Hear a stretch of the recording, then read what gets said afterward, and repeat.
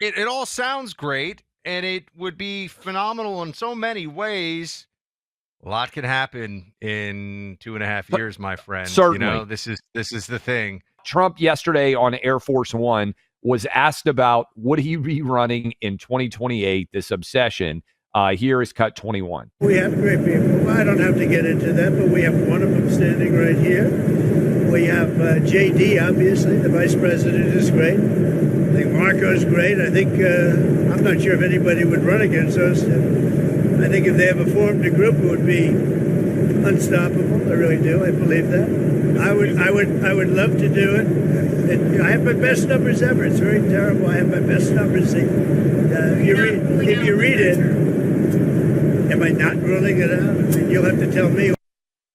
Okay, so Trump talking again, the obsession, Trump 2028. I'm going to be honest with you, Buck. I wish he could run again.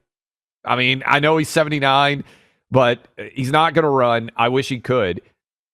I do think the idea of a JD Marco ticket, unity from the start, is starting to get some momentum. Do you buy the idea that that duo, Marco Rubio obviously has 768 different jobs inside of the Trump administration right now, primarily Secretary of State, JD Vance, VP. Do you buy the idea that those guys might just say, hey, let's keep the band together and have a unity ticket, and we might not even see that much drama in 2028? That Trump might just say, hey, these are my guys. I'm not going to run. I'm 83 years old, but they have my complete and total endorsement. I could see a world where people just say, yeah, I like this team. I like how things are going. You buy this? I mean, because I'm starting to think it's more and more of a possibility that they just say, hey, we're a unity ticket. We're Trump 2.0, 3.0, however you want to say it. And let's not have all the drama of this huge fight. Let's just keep things rolling. What do you think? Is it too clean? It all sounds great, and it would be phenomenal in so many ways. A lot can happen in 2.5 years, my friend. Certainly. This is the thing.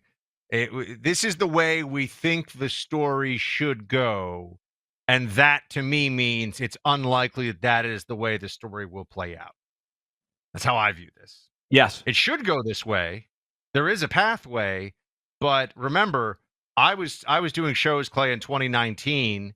I was doing the solo Buck shows in 2019 where I was saying, guys, the country, things are great. Enjoy it. Trump's kicking ass. Economy's phenomenal. We're at peace. Things are great.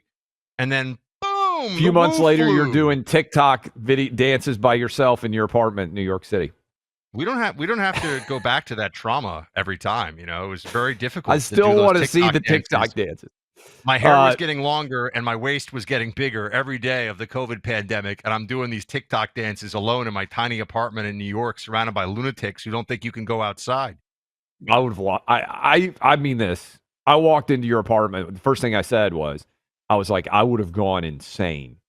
We didn't really do COVID here in Franklin, Tennessee. Just basically like March and April and maybe a little bit of May.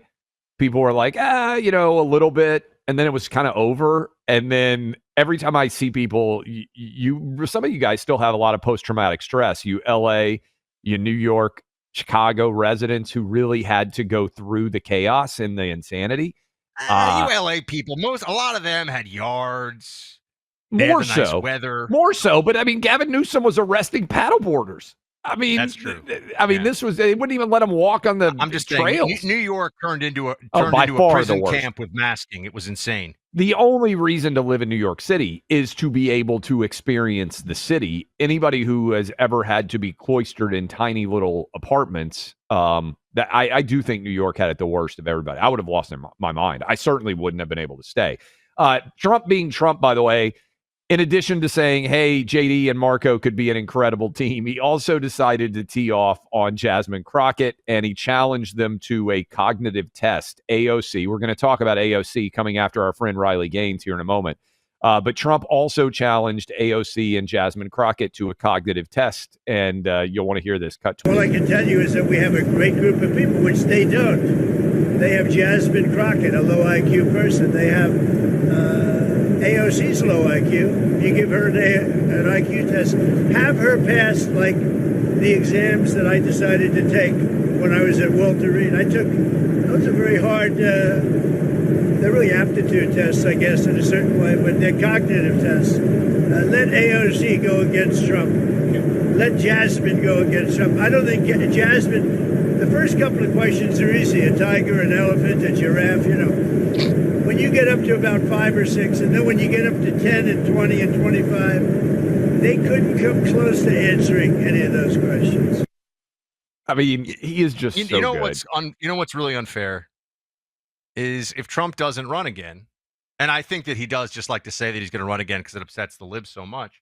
But if he doesn't run again, Clay, our jobs will never be as entertaining as they have been in the Trump era because he makes.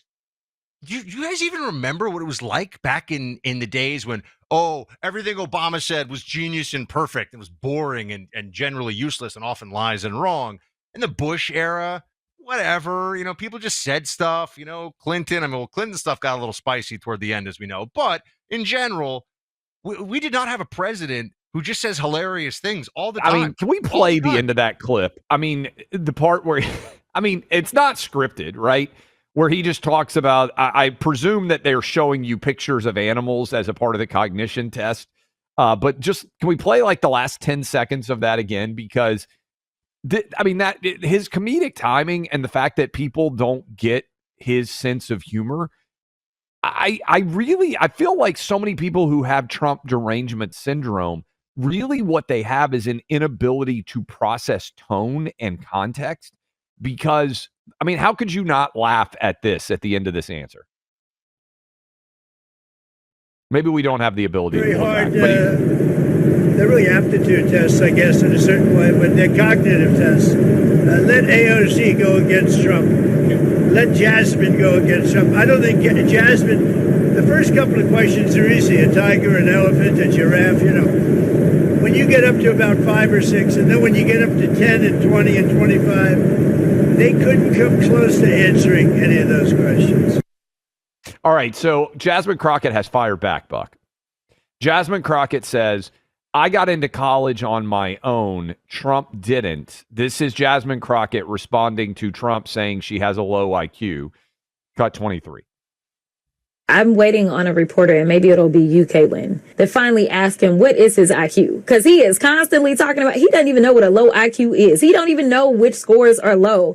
And I can guarantee you that whatever score, if he's taken one anytime recently, I'm sure that his qualifies as low. Listen, he's never been known to be an Einstein. This is not a guy who got in on merit when it came to going to college. This is someone who, but for him being born with a silver spoon, probably wouldn't have got into anybody's institution, unlike me. So, I am not worried about that. And I wish people would look at the fact that you have a president of the United States who consistently is obsessing over 2 women of color that are members of the House. Okay. So the whole women of color thing, is Jasmine Crockett, in your opinion, an elite intellect, Buck? I'll answer first. No. And it's not just Jasmine Crockett. I'm disappointed. I bet you are on some level too. You know who's really disappointed by it is Laura Travis, my wife. There are a lot of people who represent us in Congress and in the Senate that are not high intellect. That's not ideal.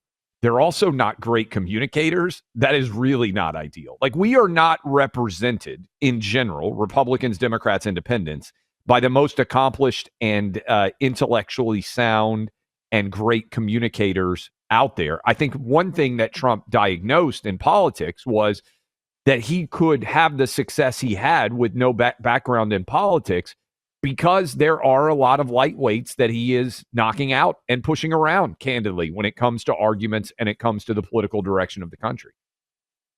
All true. And this is why we continue to hope for reform of our government system, yet we have people who are so often buffoons representing us in our government system. So there's a problem there. It's a bit like how we all want to tackle the debt, but we don't want any of the good spending to stop. Talk more about this. But look, AI is being used in our everyday lives more and more, and it's only going to get bigger. I've read and reread the White House's plans for artificial intelligence. It's a huge priority for President Trump and his administration. And so I'm writing about this in my new weekly e-newsletter. because there's just not enough time here on the program to get deep into these details. This newsletter is called Money and Power, and I really hope you'll consider subscribing to it. I work with a team of fantastic financial researchers as well to take some of the big political stories and translate it into how you can benefit in the markets. And in fact, something that I'm referring to as Manhattan Project 2. This is all about leveling the playing field so everyday folks can profit from the markets. And this Trump stock market is obviously going incredibly well. Get a subscription today. Sign up for your subscription at insider2025.com. Insider2025.com. I think you're going to really enjoy it. That's insider2025.com, paid for by Paradigm Press.